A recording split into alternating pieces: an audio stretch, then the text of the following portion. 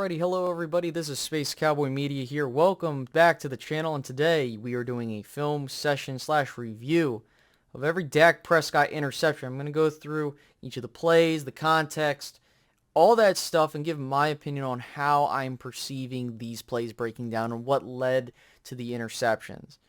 Now you might disagree with me, that's okay, this is for open discussion. But before we begin, if you can like, subscribe, and hit the notification bell, that'd be greatly appreciated. So with that being said, let's get started.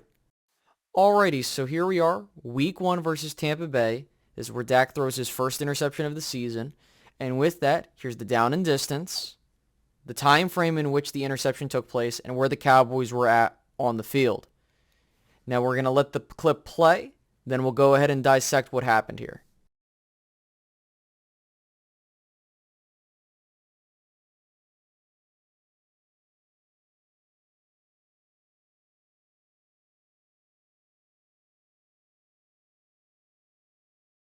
So I think this is a pretty self-explanatory play of what happens here, and I don't need to do so much in-depth talk because look, he gets pressured from the right-hand side. There's a little hole between Martin and Steele that he could step up into to try and extend the play. He does that, and then he forces the ball to Noah Brown, trying to pick up the first down, leads to the interception, right? So when he completes that 5-step drop, realistically, there's nowhere he can go with this. And why am I saying that? Oh, well, Space Cowboy, look at Dalton Schultz at the top, right? He couldn't even complete it there. Well, if he throws that thing to Dalton Schultz, that thing's either going to be incomplete or that thing's getting intercepted and taken to the house, right? Because you got the linebacker right there. You got the DB on there as well. So I'm not really trusting that option there. CD's already covered up, and he's got those two guys at the back of the defense where you're like, okay, well, there goes that option. So realistically, the only other option would be your two other guys on the right-hand side. So when Dak's starting to scramble, he sees Noah Brown, and by the time that he releases this ball, game over, right?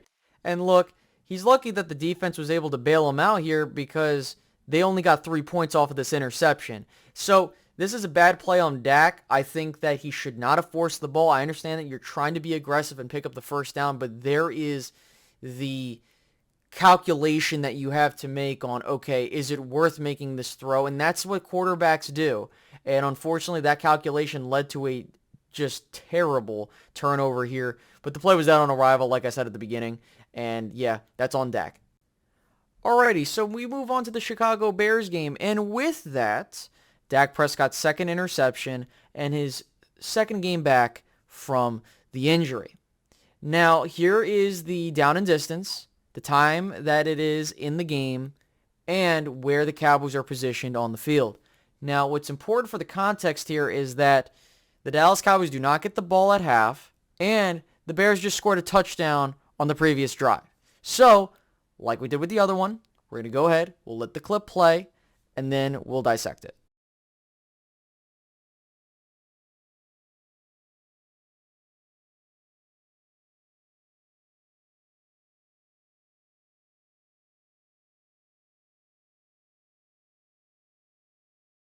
Alrighty, so definitely a couple of things to note with this one. So at first glance, you would most likely say, hey, Dak overthrew him, he placed the ball incorrectly, something to that caliber. But there are a couple things to note with this particular interception. The first thing is Dak does have protection, and he doesn't have to force the throw, which is good. The other thing, too, that I want to stress, and people might not agree with me here, but he did make the right read and the correct decision to get the ball to Lamb. That is where he should have gone, and that's exactly what he did on this play. The problem that I have when I watch this over and over and over again is that Lamb slowing down on his route, unsure of where he's going to go, really causes this interception to become way more of a possibility, and it ends up an eventuality. And I understand that there's going to be plenty of people that will retort and say, well, Space, Dak still overthrew him. Or Space, if Dak gets the ball to Lamb where it's at and Lamb's running full throttle, it leads to a hospital pass or he could get hurt.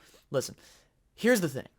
That split-second decision to ease up on a route could make the major difference between a completion an incompletion or an interception. In this case, it did, right? Because Dak's anticipating that Lamb is going to be where the ball's at, and you can argue that there was a bit of an overthrow, but at the end of the day, when you eased up, that allowed for the DB to see, okay, this is where the ball's going. I got plenty of room to make a play and get that interception.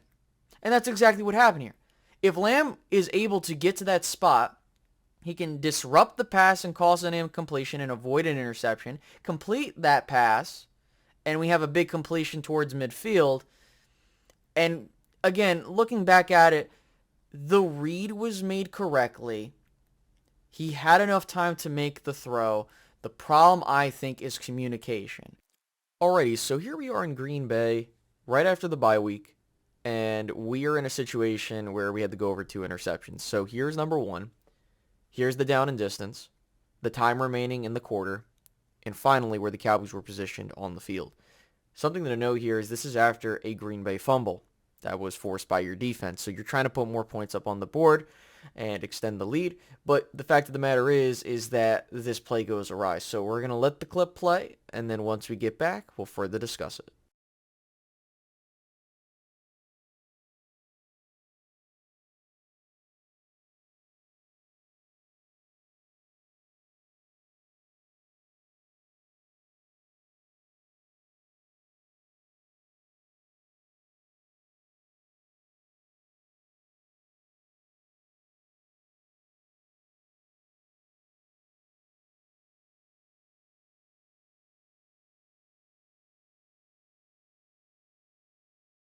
Alrighty, so at first glance, you're probably thinking, okay, Dak forces this ball into the middle of the field, which is sometimes and usually a no-no, especially in situations like this, and he should have thrown the ball away, which at first thought, yes, when I was watching the game, I was like, okay, so why are we trying to force the ball in there? Let's not do that. Let's throw the ball away. Let's take the points, right? But when you take a further look at this, I want you to keep an eye on Dalton Schultz here on this particular play and watch what he does here, right? So the first thing that I'm looking at is as Dalton Schultz running upfield, the one thing that bugs me the most about this play is him and CD being bunched up together. It's just so damn annoying that this was the play call. So the reason I say that is because when you look at how this play is starting to develop, you can look at it one of two ways and how this occurred. And this is why communication is key. The first thing I'm thinking is when you're looking at it again for the first time is, okay, Dalton Schultz, if he cuts into the middle of the field sooner, this is either at the 1 yard line, 3 yard line, or a touchdown if he has enough time to get in there. That's one way to interpret it. But the one thing that I'm trying to think that they're designing here is that I believe what this play was intended to be was that Schultz is going to block this DB in front of him from getting to Lamb. And as a result, Lamb gets into the end zone with a touchdown. But the problem is as Dak's releasing the ball, that's how it looks like it's going to materialize. But when he releases this ball, Dalton Schultz does nothing about this DB coming across the field. And as a result, by the time this ball's released, this thing's going to be an interception because Dalton Schultz just runs the route. He keeps running upfield. He doesn't do anything. The ball gets taken away. And a terrible interception to kind of change the dynamic of this game. And so there are multiple ways you can interpret it. I would say that this is an all-around breakdown of communication on how this took place, which you could place on both the quarterback and the receiver. But I'm leaning more towards the receiver here a little bit because, again, when you dissect how this play is going down, Schultz looks like he kind of lazily runs the route. And also with how this play design looks, and I'm assuming this is what it's looking like, it's not executed properly either. And this is what results in turnovers. You cannot, and I stress that, lazily execute plays because this is exactly what happens. And it's the exact same one on the second one. Alrighty, so speaking of the second one, here we are. And with that, here's the down and distance, the time remaining in the game, and where the Cowboys are positioned on the field. So again, we'll let the clip play, and then we'll continue.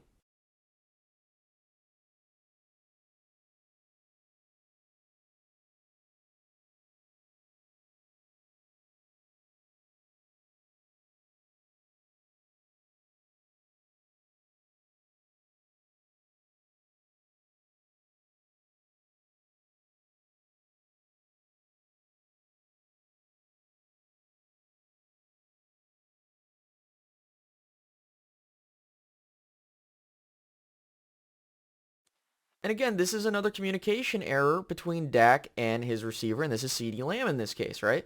In fact, what makes me laugh about this is that this was a play they ran further into the game, and it actually worked successfully. Why? Because he ran his damn route properly. And this is the issue with option routes, and I was saving this once we had a little bit more footage to explain the issues with it. The problem I have with option routes is that if your receiver doesn't run the right route, it results in interceptions, and this is exactly what happens. So Dak sees the middle of the field's open, and he's thinking that, hey, if Lamb can run a dig here, this thing is a completion, and it's a first down, right? But Lamb isn't even looking back at the ball when this thing's released, and by the time he looks back, this thing's going back the other way. So again, this is a problem where your receiver runs the wrong route, he's not looking back to see where the ball is, and this is an easy interception for Green Bay. I understand that plenty of people will try to blame every single interception on Dak Prescott, which, again, we've already gone over two of which where I'm like, okay, maybe you should not have released that. One, definitely, right? But at the end of the day, this is another communication breakdown, and that is point blank, period. I don't have to say much more on this. Alrighty, once again, here is the next set of interceptions we have in the Giants game. We got two to go over, right? So here is the down and distance, the time frame in the game, and where the Cowboys are positioned on the field during this interception. And with that, again, I'm going to let the clip play, and then we'll further discuss it.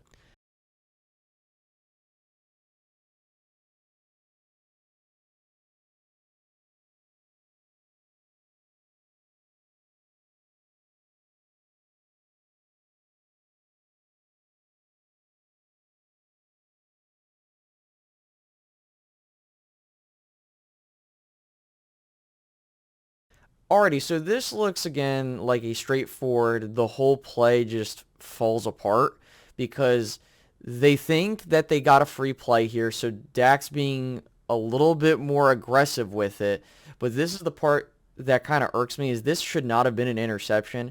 Number one, because Gallup runs a lazy route and lets the DB cut right in front of him to get the interception, but when you actually look at a closer look, and I'm going to try and find the picture and put it into this edit, I don't think he gets his second foot down to warrant this to be called an interception. And I've looked everywhere. And in fact, they never even showed a replay of this after it initially happened.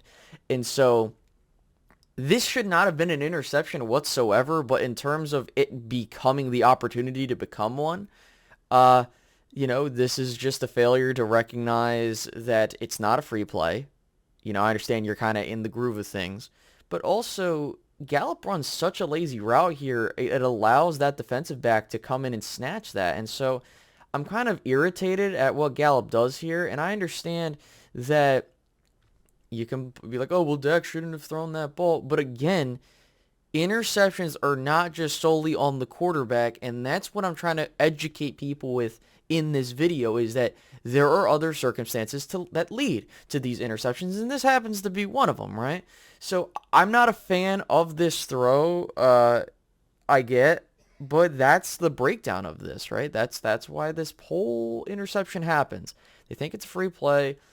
The guy's even out of bounds, so I just think that where this ball was being led to, there's no way that this should have been ruled an interception. This should have just been an incomplete pass.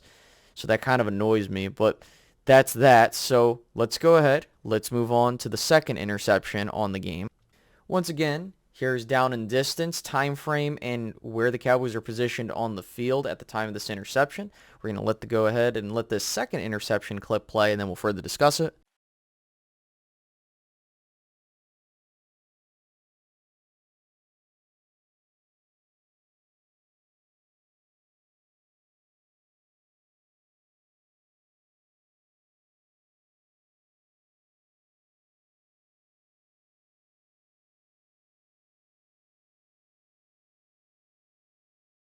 So to speed up things a little bit here, this ball is deflected up in the air and intercepted, and honestly, I think that this is DPI or holding, defensively holding. I just think that, again, when you take a look at this at a second glance, I think that this was one of those instances where Dak's throwing the ball to try and draw a penalty, but we got to remember, The Dallas Cowboys usually don't get these types of calls, and it kind of annoys me because I believe there was another call on New York where they had a defensive hold or pass interference call, and they were willing to call that, and this is way more egregious than that. So when a ball's bobbled up into the air and leads to an interception, it's a bit harder to blame the quarterback on that, but this is a situation where literally the defender is interfering with what Lamb can do with his hands to knock this thing down or make an attempt to catch it. And so this results in a bobbled ball that goes up in the air and gets picked off. So I would say that, again, the calculated aggression is there. And, it kind of annoys me how this is something where this should have been called a penalty, but it was not. And it leads to the interception. So that's just kind of how I diagnose it. And so in this Giants game, while those throws, you can argue the first one more notoriously should not have happened, these really should not have been interceptions. The first one, going back to that should have been ruled out of bounds, and this one should have been DPI or defensive holding, something of that caliber, but it wasn't. Again, that's just my opinion. You may disagree with me on that, and, this is also part of it where you're forcing the ball to try and get those penalties, and that's another problem too, which I'm not a fan of. So I'll lean more towards maybe Dak should have thrown this, but again, I'm not a fan of penalties not being called fairly. So that's the Giants game. Let's go ahead and move on to the next one. Alrighty, so here we are in the Indianapolis game. We only got one interception to go over. And so with that, here is the down and distance, the time frame, and where the Cowboys are at on the field when this interception happens. So like the other ones, we'll let the clip play and then we'll discuss it.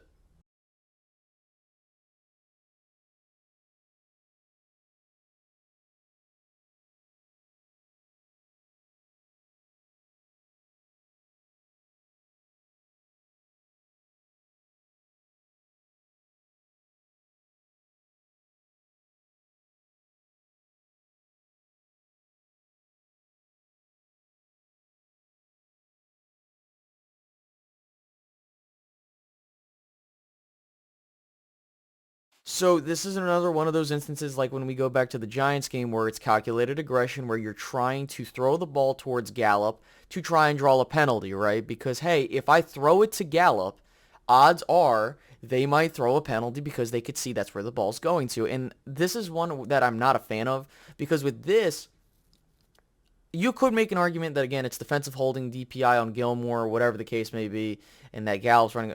But for me, I'm going to just chalk that up on Dak because primarily, look, the thing that differentiates this one from the Lamb one back on Thanksgiving is that with the one with Lamb, that was way more egregious with this. This is kind of those situations where it could go 50-50, and for me, if it's a 50-50 situation, you shouldn't be making that throw when you look back at it. So another instance where calculated aggression goes wrong, and this results in an interception. I'm going to say, again, that this is more on Dak because he's trying to force a penalty to be thrown, but you should know the situation at hand. And, you could, and I've seen this where people argue, well, again, this is a penalty, and Gallup just kind of falls down. I kind of get that, but listen, man, like this is something where I'm not a fan of it being thrown and you're trying to draw a penalty. I know other quarterbacks do that, but I'm not the biggest fan of it because it can go wrong. And this is where the gunslinger mentality can really screw you up. So that's my thoughts on the Colts game. I'm going to say that one's more on Dak, but I can understand where people would say that this might be DPI, but not as egregious as the one we saw previously. Alrighty, so now we move on to the Texans game. A little bit fresher in our minds because this just took place 2 games ago. And so a couple of the opinions that I already have will pretty much be self-explanatory because I remember how these plays went. So here is the first interception that takes place, the down and distance, the time frame in the game, and more specifically where they're at on the field. So we'll let the clip play and then we'll further discuss.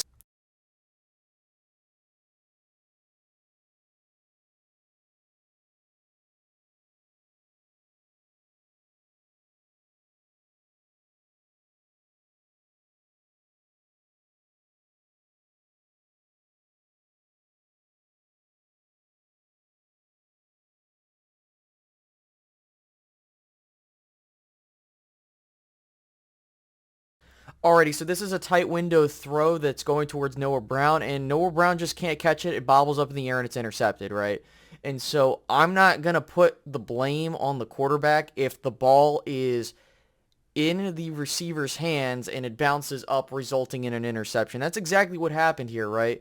You know, it's a very tight window to get this ball into, but dude, if I'm throwing this ball to Noah Brown and it hits him in the hands and he can't make that catch, that is not on the quarterback.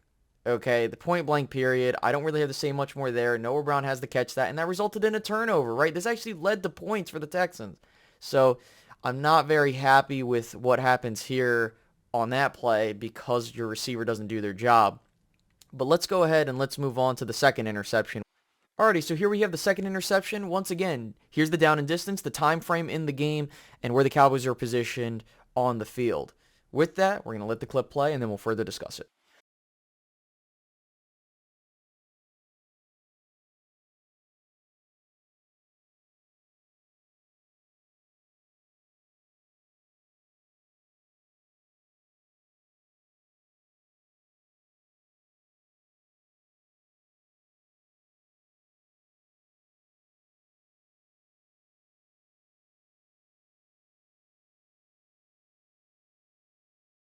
Alrighty, so with that, I sort of forgot how this second one actually went down, so it took me a second to kind of recollect and be like, oh, so that's what happened. So Dak's arm gets hit from the pressure from the right-hand side. This results in the ball coming out weird, and it leads to a straight interception to number one on Houston. So he's going to Schultz either way. Do I think that this pass gets completed? Well, I don't know. I mean, this looks like another DOA type of play because by the time that Dak releases this ball and Schultz is running his route, I don't know. I would say that you can argue yes, you can argue no. I'm going to just leave it at that. But, that's what causes this interception. Of course, it's going to be labeled on Dak because he's the one releasing the ball. So I'll just attribute that to him. But again, that's why the ball gets intercepted. He gets hit.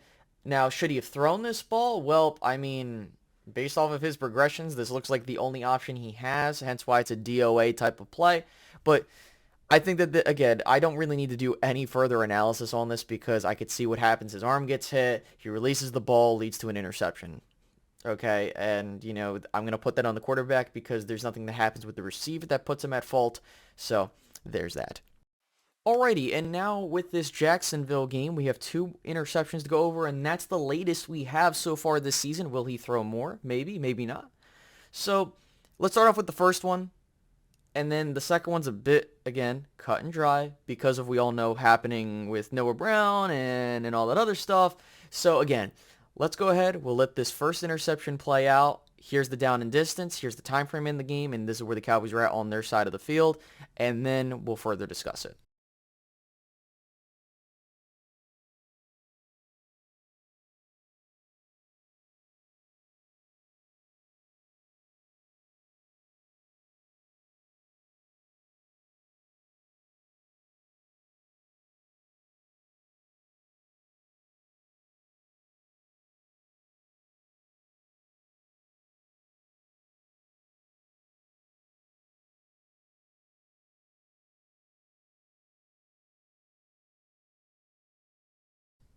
So I can see exactly what happens here. Dak Prescott gets hit as he's throwing this ball. The ball sails on Dalton Schultz, and it goes over him and leads to an interception by the Jacksonville DB. I think that this is a calculation of aggression that Dak Prescott makes that doesn't go his way. Why? Because of those factors of him getting hit, the ball sailing, and it resulting to a straight interception with the DB. I'm not the biggest fan of this because now it's looking like Dak is starting to force things. And I don't have a problem if you're going to be that aggressive type because at the end of the day that you have to make those decisions. But I think that if Dak doesn't get hit, this probably gets completed to Schultz and this gets closer to a first down. And this is the problem with these down and distances is you're forcing him to throw the ball downfield. And so this could result in these things happening. It doesn't mean that it's okay. Absolutely not. But yeah, so what I would attribute it that this is on Dak. He throws the ball as he's getting hit. It sails on him and it gets intercepted. He did make the right read and he was going to get it to the right guy. But again, when those factors are put into play, again, it's not the receiver's fault because the receiver's doing his job. Yeah, so I'm going to label that first one on Dak Prescott. Now we get to the final one and we'll close this thing out.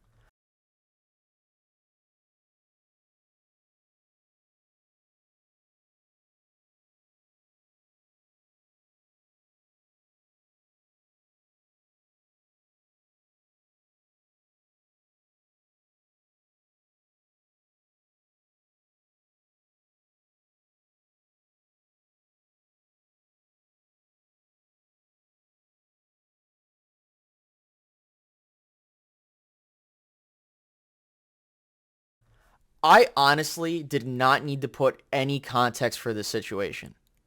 All you needed to see was this. Look, he should have caught the ball. I don't want to hear anything about how this is Dak's fault. Listen, man, this is a great ball delivered to Noah Brown that would have picked up a first down, and odds are the Cowboys would have went on to win the game because, again, Dallas just needed a field goal to win this game, and this probably puts them in field goal range, and the Cowboys take a shot, and maybe they win the game. Who knows? But this is all Noah Brown. I'm not going to put the blame on Dak because he scrambled and he got it to where it needed to go. And unfortunately, when that thing pops up again, this is the second time that this happened with Noah Brown, it results in the interception. So with that being said, guys, let's go ahead and let's tally up the amount of interceptions that I think are on Dak, that I think that are on the receivers, or in a mixed bunch.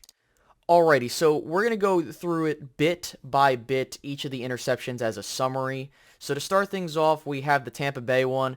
That was a DOA on arrival type of... Alrighty, so let's go ahead and tally up these interceptions. I'm going to go over a brief summary of all of them, who I would personally label the fault of all of them on, and then we'll close this thing out. So Tampa Bay, I'm putting that on Dak. We go to the Chicago game. I think that's more on the receiver. We go to the Green Bay game, the both of which you can argue are communication problems, but I'm going to go ahead and say the first one is more so on Dak Prescott making a calculated move that went wrong. The second one's definitely on Lamb, so that's 3 there. Then you go to the Giants game, both of which you can argue were not on Dak, one of which was out of bounds. The other one, I believe, was DPI. I'm going to give him the first one that is, because, again, you were forcing a ball downfield because you believe that it was a free play. And even though it should not have been an interception, I'm going to just label that there because of that. So we got 4 there on Dak. Then we move to the Indianapolis game. I'm going to label that one on Dak as well. But with the context, you can argue that it's DPI, but it's not as egregious as the previous one. So there's that. So we got 5. We go to the Houston game.